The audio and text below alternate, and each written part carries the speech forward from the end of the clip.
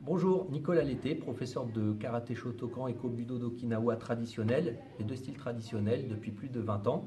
Et je vais vous présenter une nouvelle vidéo. Le thème à aborder ce soir est le thème du tonfa, une arme double. Donc le tonfa, à l'inverse de ce qu'on voit souvent dans notre société, se manie par deux. Donc c'est une arme double, un à droite, un à gauche. Donc il existe plusieurs modèles de tonfa.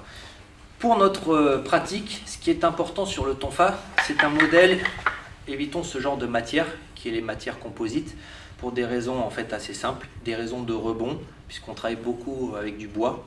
Donc, contre le bois, ça rebondit, et en termes de longévité, c'est pas très viable. Et puis en termes de maniement, c'est un peu moins agréable de toucher ce plastique sur la transpiration, ça glisse plus que le bois. Donc à proscrire les matières composites. Concernant le tonfa, donc en bois, il existe plusieurs variantes. Donc les couleurs sont peu importantes.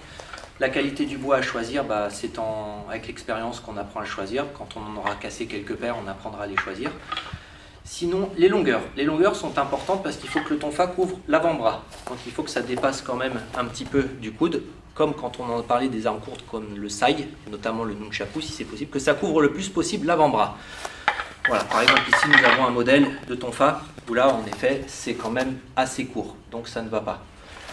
Donc sur le choix du tonfa, on a la longueur et également le point de fixation. C'est-à-dire qu'il faut que la poignée soit bien ancrée dans le châssis par une cheville médiane. En général, il y a peu de modèles qui le font, mais de plus en plus, ils viennent. Donc une cheville médiane.